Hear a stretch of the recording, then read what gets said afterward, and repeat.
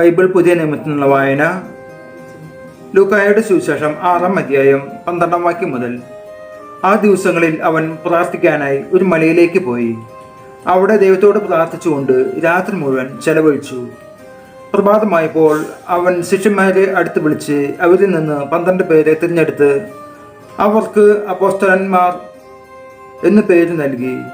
അവർ പത്രോസ് എന്ന് അവൻ പേര് നൽകിയ സിമിയോൻ, അവന്റെ സഹോദരനായ അന്ത്രയോസ്, യാക്കോബ്, യോഹന്നാൻ, ഫിലിപ്പോസ്, ബർത്തലോമിയ, മത്തായി, തോമസ്, ഹൽപ്പയുടെ പുത്രനായ യാക്കോബ്, തീവ്രവാദിയായി അറിയപ്പെട്ടിരുന്ന സിമിയോൻ, യാക്കോബിന്റെ മകനായ യൂദാസ്, ഒറ്റുകാരനായി തീർന്ന യൂദാസ് കറിയോത്ത എന്നിവരാണ്. അവൻ അവരോടുകൂടി ഇറങ്ങി സമതലത്തിൽ വന്നു നിന്നു. ശിഷ്യന്മാരുടെ ഒരു വലിയ ഗണവും അവന്റെ വചനം ശ്രവിക്കുന്നതിനും രോഗശാന്തി നേടുന്നതിനുമായി യൂദയ, ജെറുസലേം എന്നിവിടങ്ങളിൽ നിന്നും ടൈർ, സിദോൻ എന്നീ തീരപ്രദേശങ്ങളിൽ നിന്നും വന്ന വലിയ ജനസമൂഹം അവിടെ ഒരുമിച്ചുകൂടി. അസുരാത്മാക്കളാൽ പീഡിതരായവർ സുഖമാക്കപ്പെട്ടു. ജനങ്ങളെല്ലാം അവനെ ഒന്ന് സ്പർശിക്കാൻ അവസരം പാർത്തിരുന്നു. എന്തെന്നാൽ അവനിൽ നിന്നും ശക്തി പുറപ്പെട്ട് എല്ലാവരെയും സുഖപ്പെടുത്തിയിരുന്നു. അവൻ ശിഷ്യന്മാരുടെ നേരെ കണ്ണുകൾ ഉയർത്തി അരുളി ചെയ്തു, ദരിദ്രരെ, നിങ്ങൾ ഭാഗ്യവാന്മാർ, ദൈവരാജ്യം നിങ്ങളുടേതാണ്.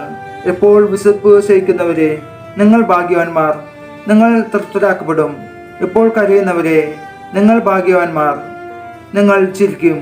മനുഷ്യപുത്രൻ നിമിത്തം മനുഷ്യർ നിങ്ങളെ ദേഷിക്കുകയും പുറന്തള്ളുകയും അവഹേളിക്കുകയും നിങ്ങളുടെ പേര് ദൂഷിച്ചതായി കരുതി തിരസ്കരിക്കുകയും ചെയ്യുമ്പോൾ നിങ്ങൾ ഭാഗ്യവാന്മാർ. അപ്പോൾ നിങ്ങൾ ആഹ്ലാദിക്കുവിൻ, സന്തോഷിച്ച് കുതിച്ചു ചാടുവിൻ.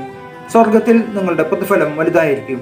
അവരുടെ പിതാക്കന്മാർ പ്രവാചകന്മാരോടും ഇപ്രകാരം തന്നെയാണ് പ്രവർത്തിച്ചത്. എന്നാൽ സമ്പന്നരെ, നിങ്ങൾക്ക് ദുരിതം, നിങ്ങളുടെ ആശ്വാസം നിങ്ങൾക്ക് ലഭിച്ചു കഴിഞ്ഞു. ഇപ്പോൾ സംതൃപ്തരായി കഴിയുന്നവരെ, നിങ്ങൾക്ക് ദുരിതം, നിങ്ങൾക്ക് വിശക്കും. ഇപ്പോൾ ചിരിക്കുന്നവരെ, നിങ്ങൾക്ക് ദുരിതം, നിങ്ങൾ ദുഃഖിച്ചു കരയും. മനുഷ്യരെല്ലാം നിങ്ങളെ പ്രശംസിച്ച് സംസാരിക്കുമ്പോൾ നിങ്ങൾക്ക് ദുരിതം. അവരുടെ പിതാക്കന്മാർ വ്യാജ പ്രവാചകന്മാരോടും അങ്ങനെ തന്നെ ചെയ്തു. എൻ്റെ വാക്കു ശ്രവിക്കുന്ന നിങ്ങളോട് ഞാൻ പറയുന്നു, ശത്രുക്കളെ സ്നേഹിക്കുവിൻ, നിങ്ങളെ ദേഷിക്കുന്നവർക്ക് നന്മ ചെയ്യുവിൻ, ശപിക്കുന്നവരെ അനുഗ്രഹിക്കുവിൻ, അധിക്ഷേപിക്കുന്നവർക്ക് വേണ്ടി പ്രാർത്ഥിക്കുവിൻ. ഒരു ചുകെട്ടത്ത് അടിക്കുന്നവനെ മറ്റേ ചുവട് കൂടി കാണിച്ചു കൊടുക്കുക. മേലങ്കി എടുക്കുന്നവനെ കുപ്പായം കൂടി എടുക്കുന്നവരിൽ നിന്നും തടയരുത്. നിന്നോട് ചോദിക്കുന്ന ഏതൊരുവനും കൊടുക്കുക. നിന്റെ വസ്തുക്കൾ എടുത്തുകൊണ്ടു പോകുന്നവരോട് തിരികെ ചോദിക്കരുത്. മറ്റുള്ളവർ നിങ്ങളോട് എങ്ങനെ പെരുമാറണമെന്ന് നിങ്ങൾ ആഗ്രഹിക്കുന്നുവോ അങ്ങനെ തന്നെ നിങ്ങൾ അവരോടും പെരുമാറുവിൻ. നിങ്ങളെ സ്നേഹിക്കുന്നവരെ നിങ്ങൾ സ്നേഹിക്കുന്നതിൽ എന്തും മേന്മയാണുള്ളത്. പാപികളും തങ്ങളെ സ്നേഹിക്കുന്നവരെ സ്നേഹിക്കുന്നുണ്ടല്ലോ. നിങ്ങൾക്ക് നന്മ ചെയ്യുന്നവർക്ക് നിങ്ങൾ നന്മ ചെയ്യുന്നതിൽ എന്തു മേന്മയാണുള്ളത്. പാപികളും അങ്ങനെ ചെയ്യുന്നുണ്ടല്ലോ.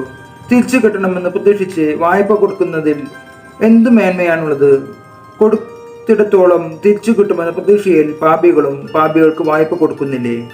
എന്നാൽ നിങ്ങൾ ശത്രുക്കളെ സ്നേഹിക്കുവിൻ, തിരിച്ചു കിട്ടും എന്ന് പ്രതീക്ഷിക്കാതെ മറ്റുള്ളവർക്ക് നന്മ ചെയ്യുകയും വായ്പ കൊടുക്കുകയും ചെയ്യുവിൻ. അപ്പോൾ നിങ്ങളുടെ പ്രതിഫലം വലുതായിരിക്കും. നിങ്ങൾ അത്യുന്നതന്റെ പുത്രന്മാരായിരിക്കുകയും ചെയ്യും. കാരണം അവിടുന്ന് നന്ദിഹീനരോടും ദുഷ്ടരോടും കരുണ കാണിക്കുന്നു. നിങ്ങളുടെ പിതാവ് കരുണകളായിരിക്കുന്ന പോലെ നിങ്ങളും കരുണകളായിരിക്കുവിൻ.